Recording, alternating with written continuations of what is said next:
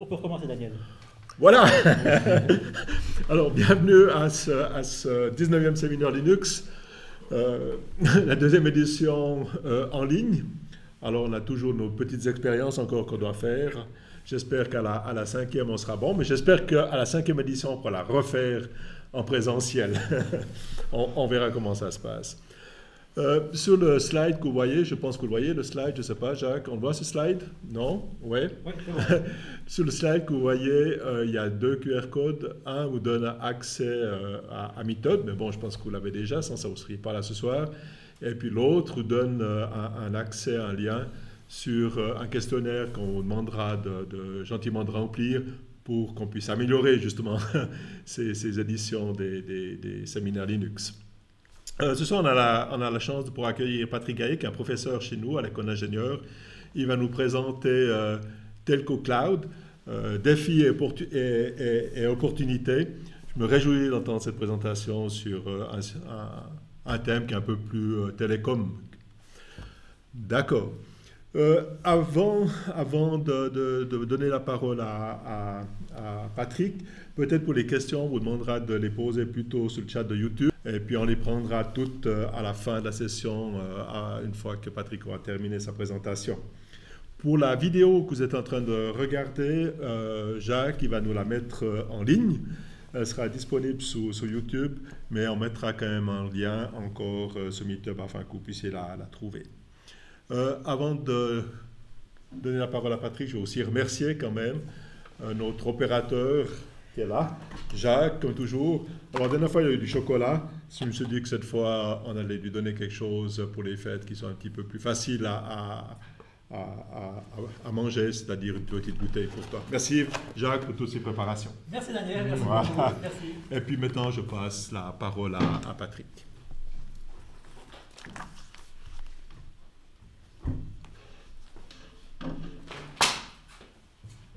Très bien, bonsoir à tous, bienvenue et très heureux de vous savoir nombreux à l'autre bout de ces lignes.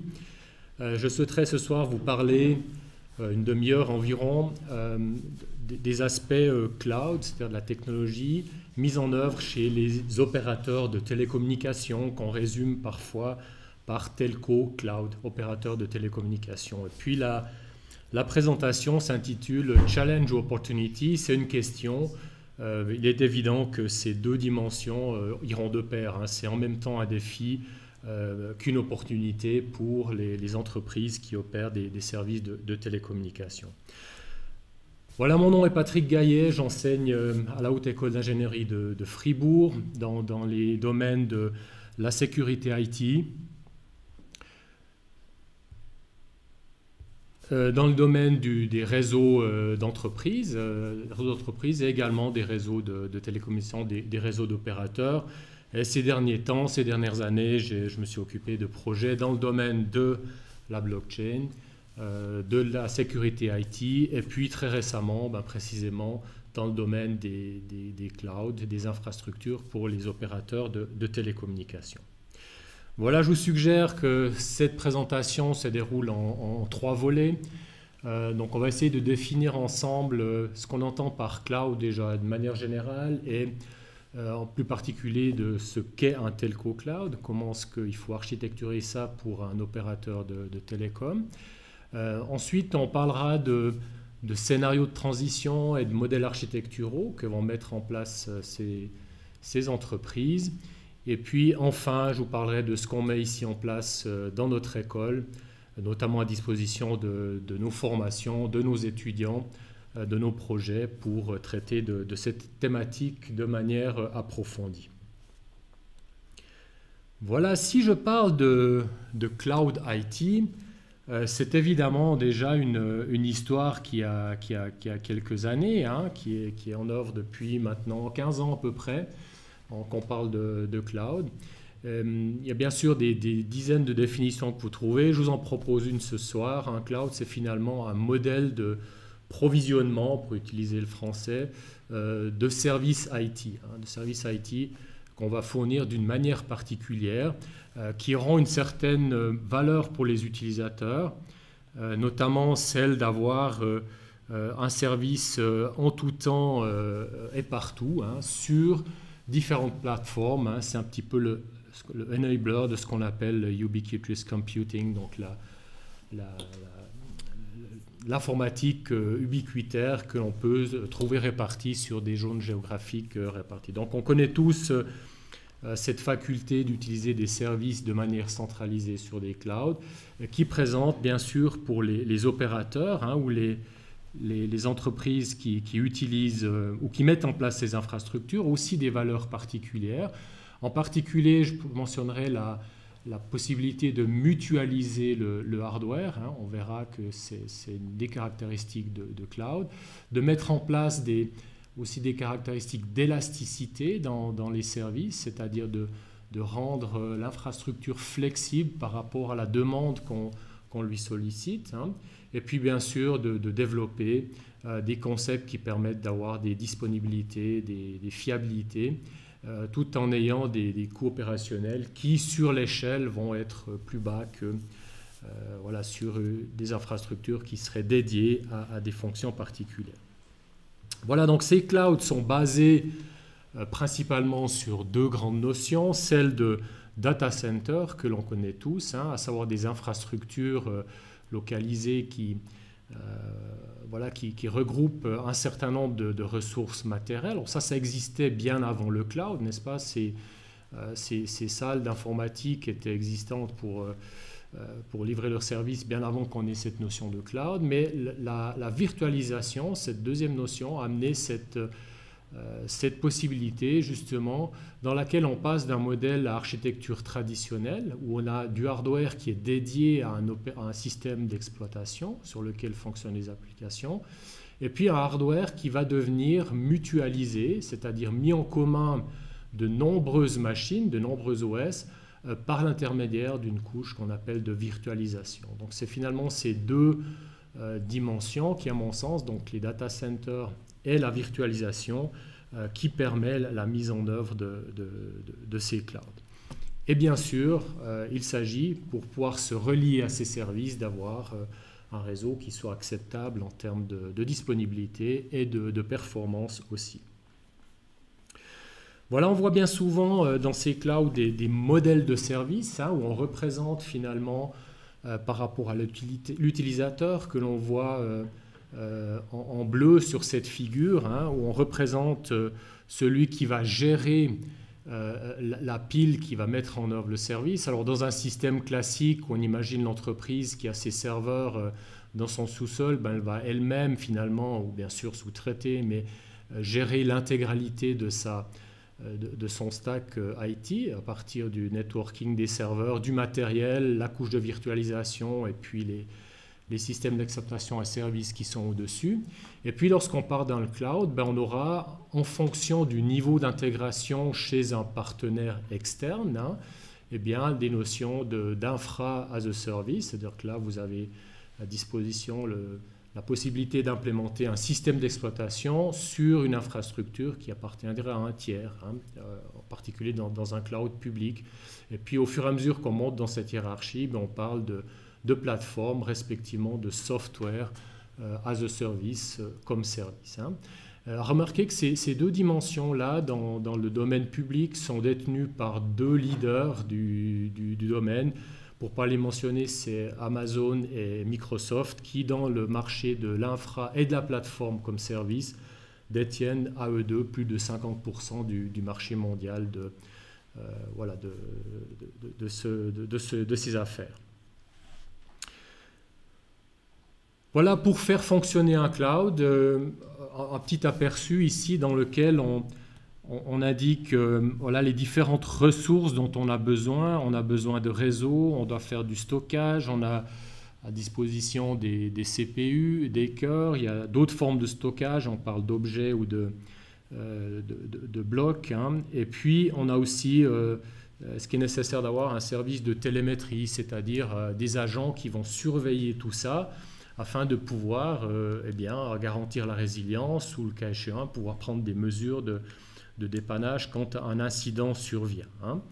Voilà, donc c'est la ressource matérielle avec ces services associés qu'il s'agit de mettre en œuvre.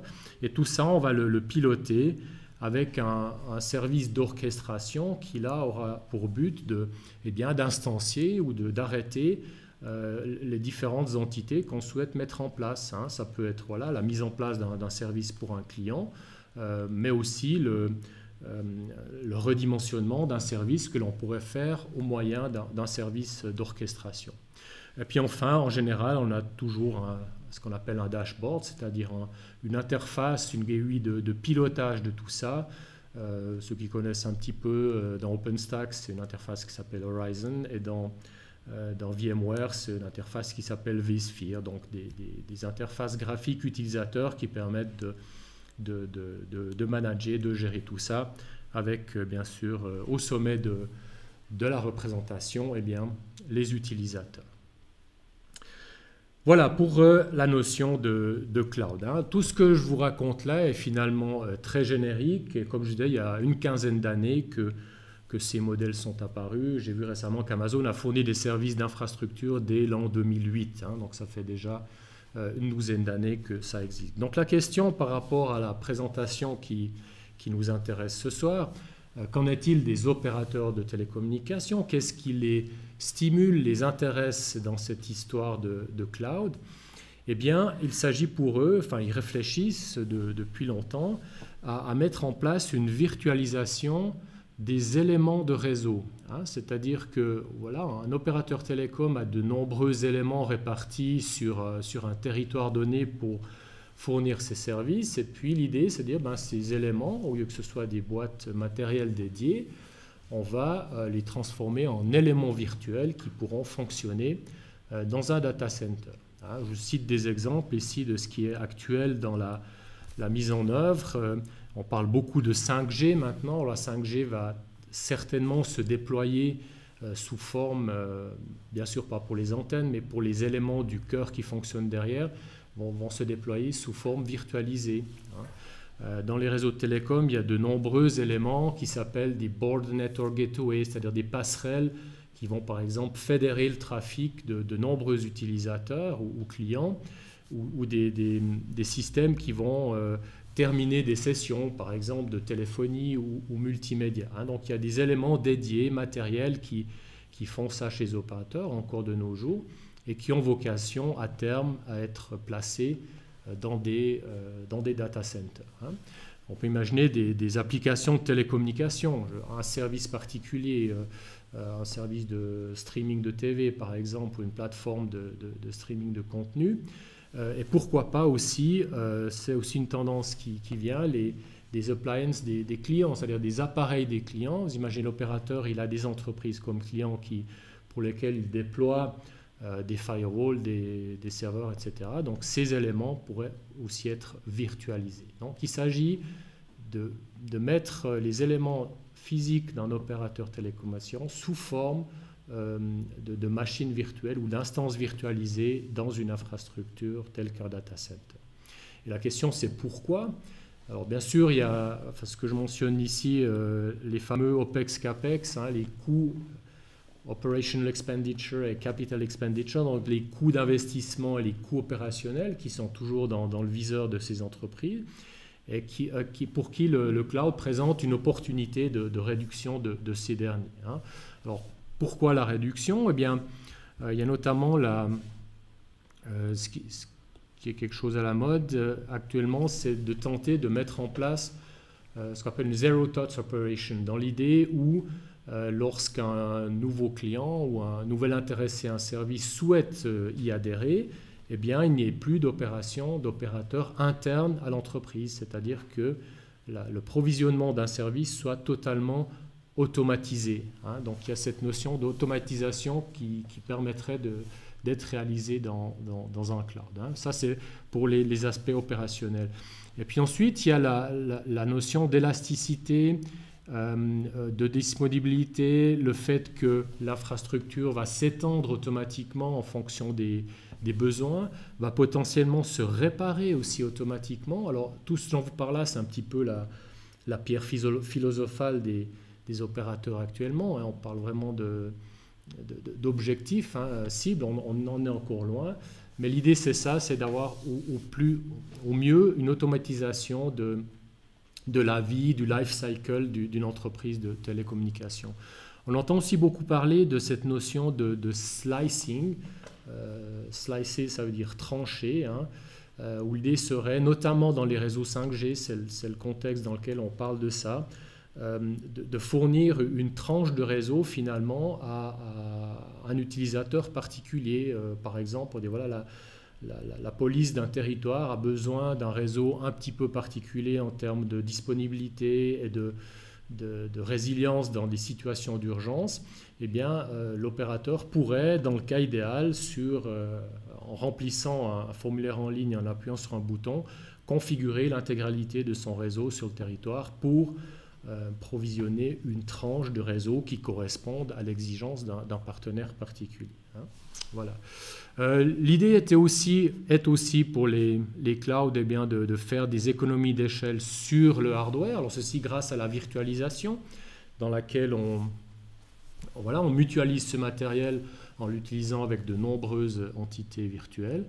Avec même, là j'ai quelque chose qui est intéressant aussi, la question qui se pose pour les opérateurs, est-ce que nous-mêmes, il fait sens d'opérer le data center dans nos locaux, dans la mesure où je mentionnais les grands leaders du cloud qui ont de tellement grandes infrastructures et tellement grande économie d'échelle qu'il pourrait être même intéressant pour un opérateur d'aller héberger ces éléments de réseau chez un leader du cloud. On parle de hyperscalers, c'est-à-dire des entreprises qui sont en mesure de gérer d'immenses data centers.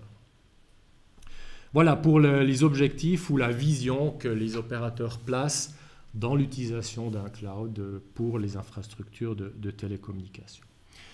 Voilà, je vous propose de passer au deuxième volet de cette présentation pour vous parler un petit peu des modèles qui ont été proposés ou envisagés par les instituts de normalisation. Là, je vous parle de l'ETSI, donc c'est l'European Telecommunication Standardization Institute, donc un institut de normalisation au niveau européen qui, en octobre 2012, avec l'aide bien sûr et la complicité de nombreux opérateurs, sont venus avec un modèle qui s'appelle le NFV. NFV pour Network Function Virtualization, qui est en fait un concept architectural destiné précisément à virtualiser les fonctions de réseau. Et ceci se ferait dans une infrastructure, donc un data center tel qu'on l'a décrit tout à l'heure, mais qui dans la terminologie ETSI s'appelle une NFVI, c'est-à-dire une Network Function Virtualization Infrastructure.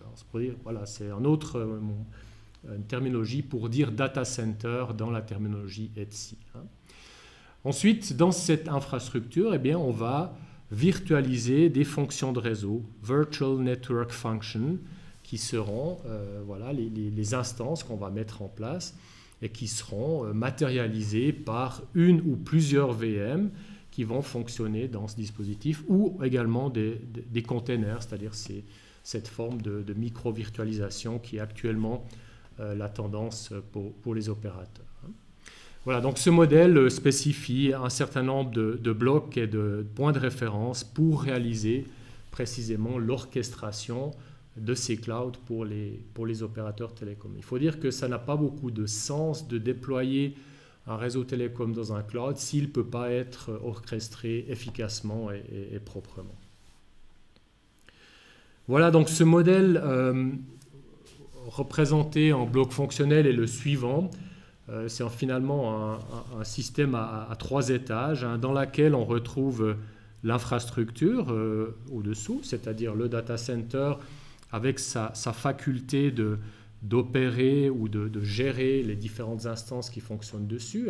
Je vous mentionnais OpenStack ou les vSphere tout à l'heure. C'est le rôle de ce Virtual Infrastructure Manager, donc gestion de l'infrastructure, qu'on pourrait tout à fait acheter à l'extérieur, typiquement aller héberger notre système ailleurs. Et puis le modèle prévoit cette notion de VNF que je vous mentionnais tout à l'heure, de Virtual Network Function, qui sont instanciés là-dessus, avec un étage supplémentaire qui est celui de de la gestion, l'element manager. C'est-à-dire que la VNF, on va l'instancier à un moment donné sur la base d'une image, d'un modèle, à l'aide du manager d'infrastructure qui se trouve ici. On va mettre en place cette VNF par le biais d'une ou plusieurs machines virtuelles. Et ensuite, ces machines, une fois qu'elles vivent leur cycle de vie, il va s'agir de les gérer, c'est-à-dire de les configurer, de les mettre à jour, de les remettre en place. Et puis, le cas échéant, eh bien, de les orchestrer. C'est-à-dire, on imagine ici que nos VNF soient destinés à remplir une fonction particulière. Alors, par exemple, voilà, le serveur de la téléphonie mobile pour toute la Suisse. Ces serveurs auraient vocation à être réinstanciés pour supporter une charge plus importante et à être redémontés au moment où la charge devient moins importante. Et ça aurait pour effet d'avoir une économie de matériel à un instant donné, parce qu'on aurait peut-être des phénomènes anticycliques. Au moment où la demande en téléphonie est très élevée, on aurait par exemple un autre service qui, lui, serait moins sollicitant pour l'infrastructure. Donc ce serait une optimisation de l'utilisation de cette infrastructure. Donc cette figure représente finalement ce que l'ETSI a formulé il y a 8 ans maintenant comme modèle pour les opérateurs dans leur déploiement d'infrastructures. Voilà, je vous fais une petite séquence par rapport, alors là je l'ai intitulé From PNF to CNF, alors il est bien gentil mais ça en fait une abréviation de plus. Oui, en effet, ce dont je viens de vous parler, c'est des Virtual Network Functions, c'est-à-dire le fait qu'on va virtualiser une fonction réseau dans une machine virtuelle sur la base, au départ, avec une infrastructure qui serait physique, qui fonctionne avec son matériel propriétaire, avec son OS qui serait aussi propriétaire ou tout le moins adapté à l'application particulière de télécommunication. Donc là, c'est, disons, aujourd'hui, aujourd'hui, la mise en place de matériel pour la fonction de télécommunication, donc par des appliances physiques qui sont conçues pour les performances pour lesquelles elles sont prévues, avec le modèle 5x9 en termes de résilience et de fiabilité, et puis qui fonctionne sur du software, je l'appelais monolithique, mais dédié, avec du matériel dédié. Donc ça, c'est la notion de réseau physique, Physical Network Function. On en est maintenant à ça, c'est-à-dire la Virtual Network Function, et puis ce qui est un petit peu malencontreux, ou ce qui s'est passé jusqu'à maintenant, c'est qu'en gros, on a pris l'application qui fonctionnait sur une machine physique et puis on l'a portée dans une machine virtuelle, dans un OS. Donc évidemment, fonctionnellement, ça va, mais on perd un petit peu tout ce pourquoi l'application a été conçue sur du matériel spécifique, à savoir les performances et puis la résilience. Donc c'est déjà une première remarque par rapport à ça. Ce qu'on cherche à faire par contre, c'est de renoncer au matériel propriétaire et puis d'avoir du matériel qu'on appelle COTS, c'est-à-dire Commercial Off the Shelf, donc des serveurs génériques standards de la marque que vous souhaitez, avec une couche de virtualisation, avec l'OS qui éventuellement peut être porté de l'appliance physique et puis l'application qui fonctionne par là-dessus. Voilà. Donc les défis qu'il y a encore maintenant, c'est que ce matériel porté ou ces machines telles qu'elles sont réalisées sont encore difficiles à orchestrer ou à rendre automatiques tel qu'on souhaitait. Il y a un gros défi, c'est celui du SDN, c'est-à-dire comment est-ce qu'on fait fonctionner, on fait suivre le réseau par rapport aux changements que subit l'infrastructure. Vous définissez de nouvelles machines, comment est-ce que le réseau qui est au-dessus doit suivre. Ça, c'est un vrai défi qui n'est encore pas absolument relevé. Et il faut admettre que actuellement, la mise en place de VNF chez tous les partenaires, les collègues, les opérateurs avec qui j'ai pu parler n'ont pas encore rempli leur promesse de réduction de coûts d'investissement ni d'opération. Finalement, on a rajouté de la complexité et puis c'est évidemment aussi plus compliqué à opérer. Non plus en termes de ce que j'ai mis EOS, là, c'est Economy of Scale. On s'attendait à mettre du matériel générique et puis on va faire des économies d'échelle non plus. Ça, c'est pas passé. Pour une raison, c'est que si vous remplacez un hardware dédié, par exemple, je mentionnerai une carte DSP particulière pour faire du transcodage dans le réseau mobile, et que vous voulez faire la même fonction avec du matériel standard, des processeurs de la série 86, eh bien, il vous en faudra une grande quantité. Donc, potentiellement, il faut en acheter beaucoup, en mettre à disposition beaucoup pour remplacer le matériel auquel on renonce et pour lequel on voulait faire de l'économie. Donc, pour l'instant, le bilan de ces Virtual Network Functions, c'est un petit peu un nuage de mauvais temps actuellement. C'est bien sûr dans une dynamique d'évolution qui va tendre vers l'utilisation de ce qu'on appelle des Cloud Native Functions. On change un peu d'abréviation, où l'idée c'est de dire on va partir dans un concept de containerisation et de microservices. C'est quelque chose qui est aussi à la mode un peu dans le monde de l'IT. Ça implique, et ça c'est vraiment très important, c'est que l'application qu'on avait portée entre le matériel et une machine virtuelle, cette application, pour qu'elle soit complètement dite cloud native, devra être redesignée, redéveloppée avec une conception initiale qui soit faite de manière approfondie. Donc là, l'idée, c'est d'avoir une application éclatée en beaucoup de petites entités, de petits services.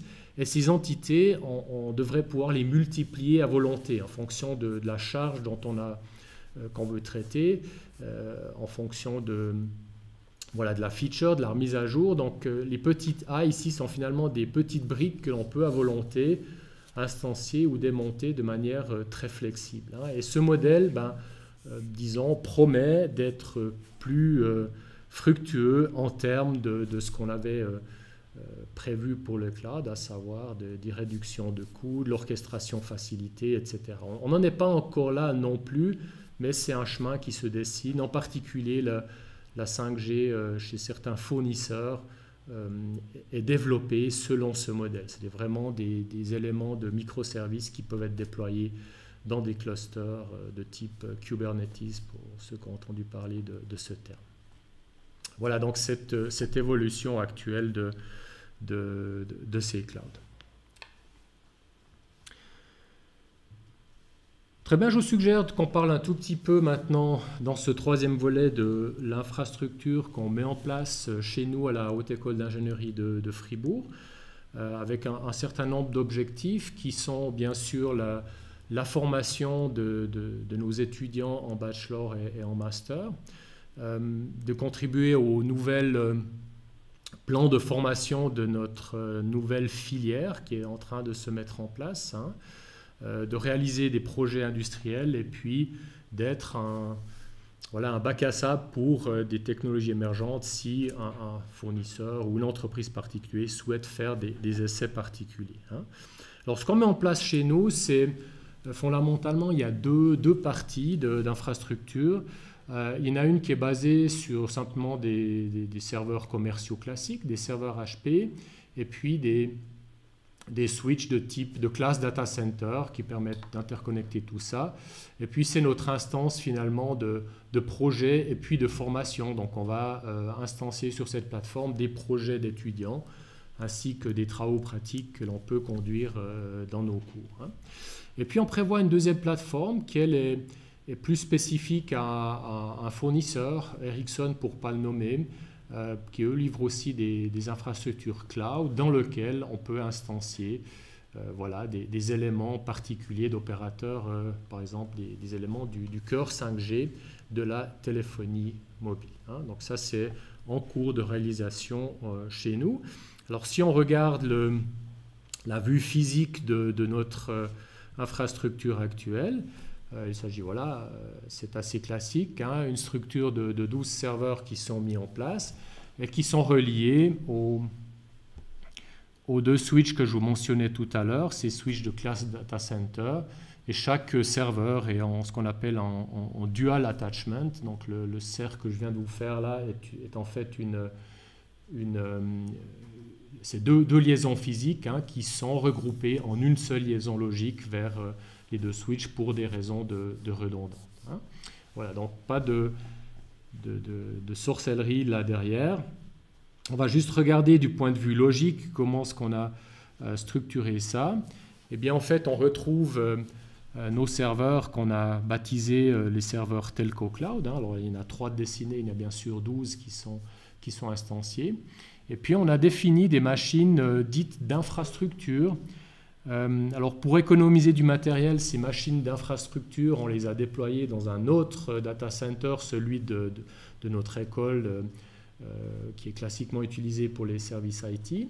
Et c'est en fait des serveurs qui vont jouer le rôle de machines dites de provisionnement, c'est-à-dire que on doit apprendre ça aussi à nos étudiants. Comment est-ce que l'on met en place un data center lorsque voilà, on veut le démarrer. À un moment donné, il faut apporter les serveurs dans un endroit et puis les installer, déployer tous les systèmes d'exploitation nécessaires. Et tout ceci peut faire l'objet aussi d'une automation. Bien entendu, si on considère un data center avec des centaines ou des milliers de serveurs, on ne peut pas imaginer qu'un opérateur aille faire manuellement le travail sur chaque machine. Voilà, ce que l'on met en place en termes de système, c'est un système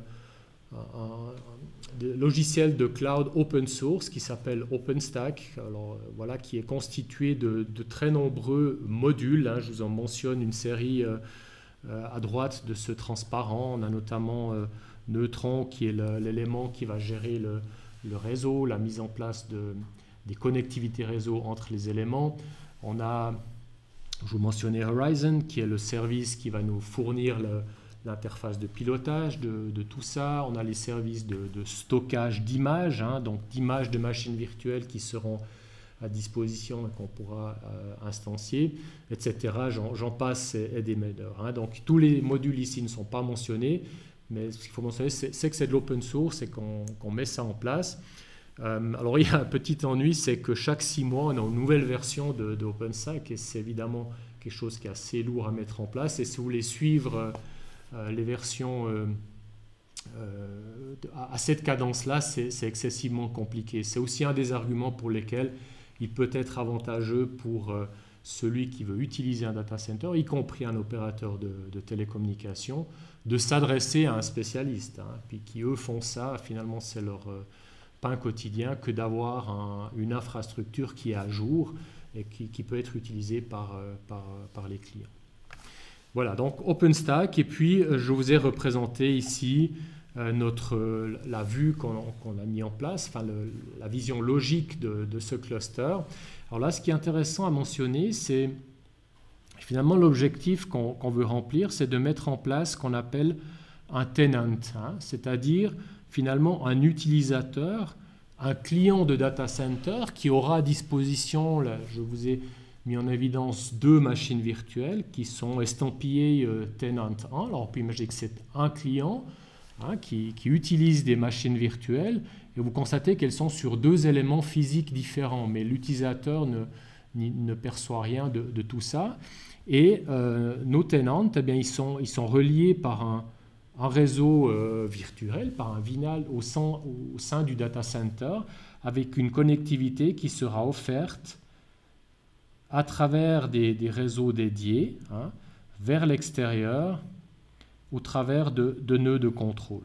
Donc pour celui qui est l'utilisateur de ces 2 machines, lui voit 2 machines à distance sur lesquelles il peut se connecter. Et puis tout l'environnement OpenStack qui a mis à disposition ici a pour objet justement d'instancier ce qu'on appelle des tenants qui contiennent des machines virtuelles et qui peuvent être structurées en fonction des besoins d'un utilisateur. Donc à remarquer que pour ça, on a des nœuds qui sont estampillés compute, nœuds de compute, donc ceux qui auront la vocation à fournir la capacité de calcul. Et puis on a des nœuds de contrôle justement qui ont vocation à piloter tout ça, à mettre en place notamment les services de networking, les VLAN, etc. Donc voilà où on en est maintenant. On a déployé un cloud finalement classique, mais avec l'esprit de l'utiliser dans l'idée d'un telco cloud. Alors maintenant, on a devant nous encore le travail justement de mettre en place l'infrastructure qui pourra traiter les cloud native functions, c'est-à-dire que par là-dessus, on va peut-être monter un petit cluster de virtualisation de containers qui pourront permettre ceci. Voilà, et enfin 2 mots sur un processus de déploiement d'un cloud. Très grossièrement, on parle de cette terminologie des 0, des 1, des 2. On voit souvent ça dans la littérature lorsqu'on parle de déploiement d'infrastructures. Alors dans la première phase des 0, il s'agit en fait de la plateforme à mettre en place. Donc il faut porter du matériel dans des racks et le fixer. Alors c'est évidemment compliqué de le réaliser avec de l'automation IT. Et ensuite, eh bien, on va déployer le cluster à proprement parler. Le slide précédent avec la vue logique, on est la représentation, donc de mettre en place tous les éléments du cluster, donc d'OpenStack notamment, avec des outils tels que, alors on mentionne ici Juju ou Ansible, qui sont typiquement des outils d'automation pour déployer eh bien, des packages logiciels sur nos machines afin qu'elles soient en mesure de recevoir des machines virtuelles. Et puis enfin, une fois que tout ça est fait, on peut partir dans l'opération de VNF et puis donc de fonctions réseau et puis gérer leur cycle de vie. Voilà, je crois arriver au terme du temps imparti pour cette présentation. Je vous remercie de votre attention naturellement. Je suis ouvert à vos questions. S'il y en a dans le chat, je pense que Jacques se fera plaisir de me les transmettre. Sinon, vous pouvez bien sûr encore en poser par l'intermédiaire de ce média. Alors pour l'instant, il n'y a pas encore de questions. D'abord, merci Patrick d'abord pour ta présentation. Merci beaucoup. Il n'y a pas encore de questions encore qui est arrivée. Je viens de mettre un message maintenant. Il y a environ 25 secondes de retard entre le moment où la question est écrite et puis, enfin, où les gens nous entendent et on va lire la question. Donc on va attendre encore un petit moment pour voir si des questions arrivent dans le chat de YouTube. Alors le délai, j'en ai une moi. Tu as parlé là qu'on a passé de machine physique à machine virtuelle. Quand on a fait ce passage physique-virtuel, on a juste dû porter les applications. Donc tout court là, je pense qu'il est raisonnable pour pouvoir faire ce travail-là. Par contre, pour aller dans les containers qui sont dans le cloud, là tu as dit ça redesign. On a une idée de l'effort qui sera nécessaire pour faire ça. Ça va être rentable, ça à terme. L'effort sera considérable pour les fournisseurs d'équipements. Je ne sais pas si tout le monde a entendu la question de Daniel. Ouais. Alors Daniel pose la question en disant, voilà, on a mentionné ce processus de passage entre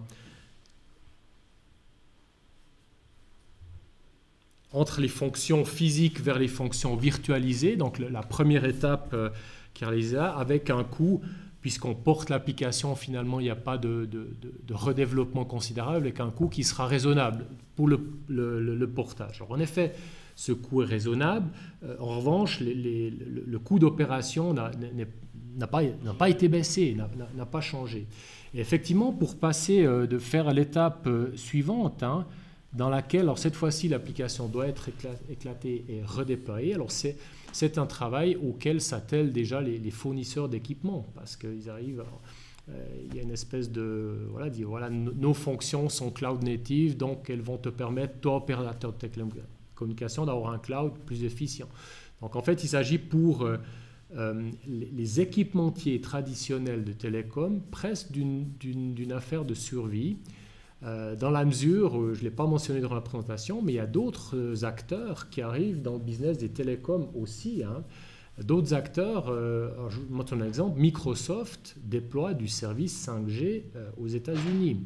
Donc eux, ils ont des data centers en ordre, ils demandent à je ne sais quel opérateur de leur mettre des antennes, et puis eux, ils déploient leurs fonctions réseau. Alors je ne sais pas s'ils prennent les stacks de Skype, de Teams, etc. Mais ils arrivent à faire du service télécom en place. Donc, effectivement, les équipementiers doivent faire un effort considérable de déploiement. Et puis, il faudra voir comment ils arriveront à valoriser ça, ou respectivement, s'ils réussiront à mettre une valeur de marché sur ce redéploiement. Mais on y va.